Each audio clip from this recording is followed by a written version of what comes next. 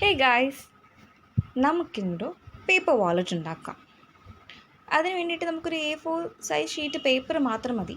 അതല്ല, നിങ്ങളുടെ കയ്യിൽ A4 സൈസിൽ അല്ലെങ്കിൽ സ്ക്വയർ ഷേപ്ഡ് ആയിട്ട്, സ്ക്വയർ അല്ല, റെക്റ്റാങ്കിൾ ഷേപ്ഡ് ആയിട്ടുള്ള ഡിസൈൻഡ് പേപ്പേഴ്സ് ഉണ്ടെങ്കിൽ, ഡിസൈൻ ഉള്ള പേപ്പർ ഉണ്ടെങ്കിൽ അതായാലും മതി. ഇതിപ്പോൾ ഞാനിവിടെ എടുത്തിരിക്കുന്നതെന്ന് പറഞ്ഞാൽ ഒരു A4 സൈസ് ഷീറ്റ് എടുത്തിട്ട് അതിലിങ്ങനെ ഗ്രിഡ് ലൈൻസ് വരച്ചേക്കുക. എൻ്റെ കയ്യിൽ ഡിസൈൻഡ് ആയിട്ടുള്ള പേപ്പേഴ്സ് ഇല്ല, അത്രയാണ്.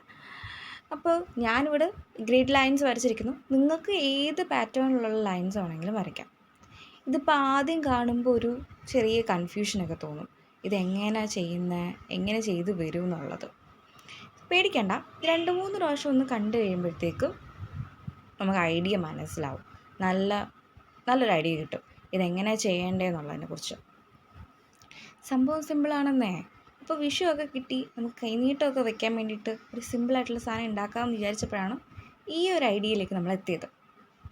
അപ്പോൾ അതാ ഇങ്ങനെ മടക്കി കഴിഞ്ഞ് കഴിയുമ്പോഴത്തേക്കും നമുക്കിതാ ഇതുപോലൊരു വാലറ്റ് കിട്ടും. 2 അറകളുള്ളൊരു ക്യൂട്ട് വാലറ്റ്. അപ്പോൾ എങ്ങനെയാ ഉണ്ടാക്കിയാലോ? Please like, share and subscribe.